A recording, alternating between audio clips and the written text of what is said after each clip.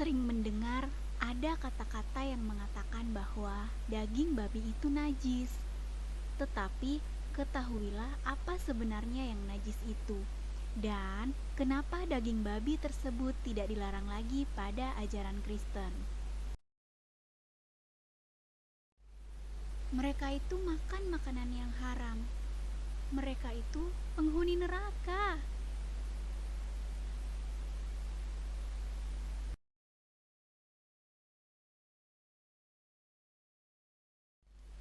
Kalau kita mengacu pada ajaran Kristen, di Matius 5 ayat 11, dengar dan camkanlah, bukan yang masuk ke dalam mulut yang menajiskan orang, melainkan yang keluar dari mulut, itulah yang menajiskan orang. Markus 7 ayat 15. Apapun dari luar yang masuk ke dalam seseorang tidak dapat menajiskannya, tetapi apa yang keluar dari seseorang itulah yang menajiskannya.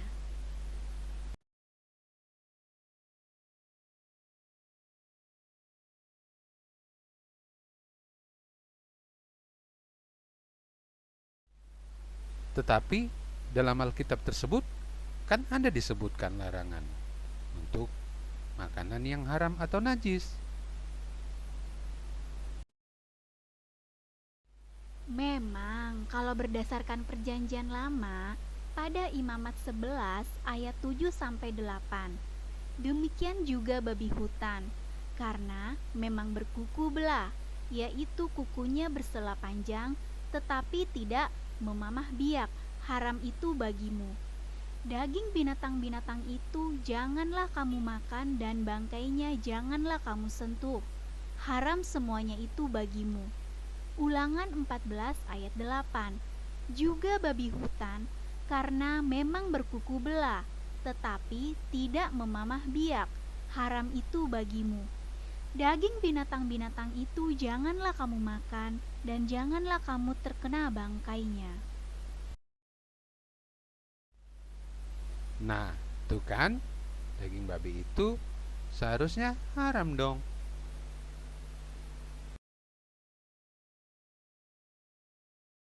Nah, sekarang kita mengacu berdasarkan perjanjian baru. Yang pertama, Markus 7 ayat 18 sampai dengan 19. Tuhan Yesus berkata, "Apakah kamu juga tidak dapat memahaminya? Tidak tahukah kamu bahwa segala sesuatu dari luar yang masuk ke dalam seseorang tidak dapat menajiskannya? Karena bukan masuk ke dalam hati, tetapi ke dalam perutnya, lalu dibuang di jamban. Dengan demikian, ia menyatakan semua makanan itu halal." Yang kedua, Roma 14 ayat 3 dan 20. Siapa yang makan, janganlah menghina orang yang tidak makan. Dan siapa yang tidak makan, janganlah menghakimi orang yang makan. Sebab Allah telah menerima orang itu. Janganlah engkau merusakkan pekerjaan Allah oleh karena makanan. Segala sesuatu adalah suci, tetapi celakalah orang jika oleh makanannya orang lain tersandung. Yang ketiga, 1 Korintus 6 ayat 12 sampai dengan 13.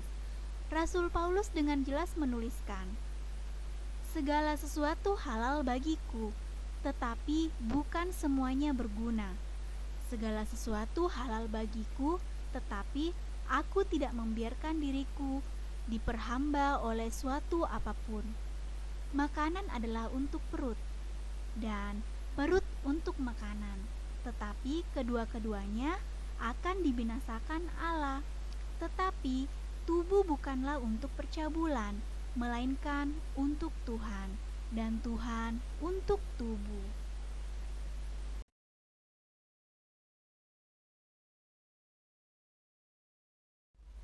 Oleh karena itu, kita kehilangan makna atau maksud Tuhan untuk aturan atau larangannya. Adanya firman Tuhan untuk larangan memakan makanan yang haram tersebut dimaknai berbeda oleh manusia.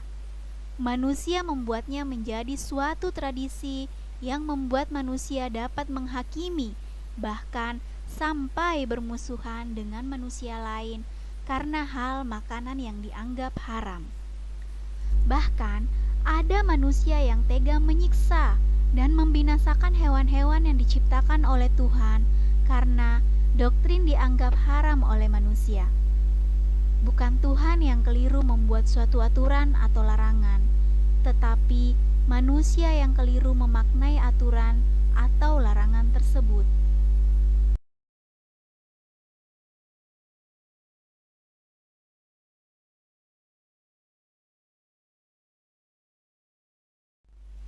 Adanya Yesus datang untuk memperbaiki maksud atau makna dari aturan tersebut. Yesus tidak menghapus makna atau maksud dari aturan atau larangan tersebut, tetapi meluruskannya. Makna atau maksud dari ajaran atau aturan ataupun larangan dari Tuhan adalah untuk kebaikan, kedamaian, kesejahteraan, dan kesinambungan hidup ciptaannya. Kita mungkin memiliki keterbatasan pengetahuan mengapa Tuhan melarang manusia untuk mengkonsumsi beberapa hewan pada saat zaman Nabi Musa. Demikian juga apa yang kita makan atau minum jangan sampai memperhamba kita atau mengontrol diri kita. Bahkan kita sampai rela melakukan sesuatu yang tidak berkenan di hadapan Tuhan hanya untuk mendapatkan atau menikmatinya.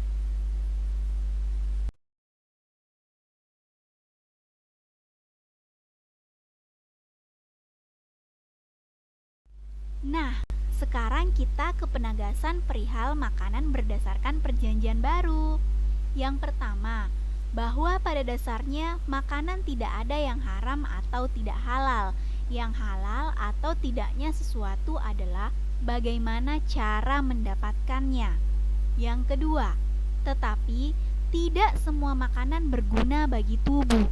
Oleh karena itu, konsumsilah yang berguna bagi tubuh kita.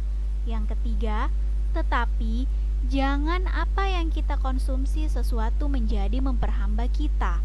Yang keempat, apa yang kita makan atau minum bukan untuk mendapatkan kenikmatan semata, tetapi kita melakukannya untuk memuji dan memuliakan Tuhan, yaitu yang membawa kebaikan bagi kita dan semua ciptaannya. Yang kelima, agar kita jangan sampai mengulangi kesalahan dalam memaknai maksud dan tujuan Tuhan untuk dibuatnya sesuatu aturan ataupun larangan daripadanya.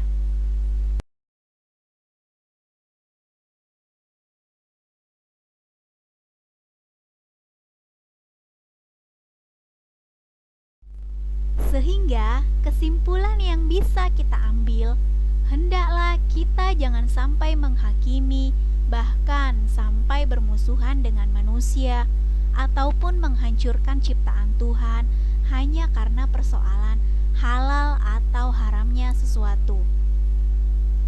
Hendaklah kita tidak pernah merasa paling pantas memiliki surga hanya karena merasa sudah melakukan semua kehendaknya. Karena yang pantas di surga hanya Tuhan sendirilah yang mengetahui dan yang memiliki wewenang untuk menentukannya. Kita hanya wajib melakukan yang sepantasnya kita lakukan, yaitu menghargai, mencintai, dan membawa kebaikan bagi semua ciptaannya.